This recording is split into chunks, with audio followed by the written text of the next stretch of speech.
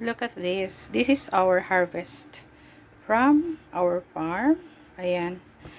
Product po ito ng Pilon. And this is organic. This is talagang walang mga artificial na abono.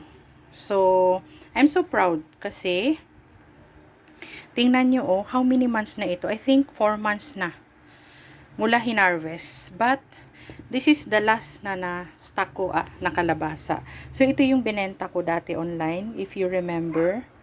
Ito kasi yung pinapakain ko sa aking mga doggies. Sa aking mga 4 babies. Ayan. So, ilaga ko lang ito without anything. Yan yung kinakain ng aking mga babies. Tingnan nyo naman, Kaya, ang sarap.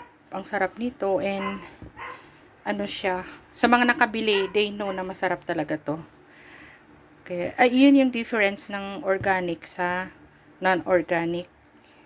Yung mga wala tayong nilagay. Especially pagka-harvest. Tapos, yung naglalagay tayo ng pampatagal na para hindi mabulok.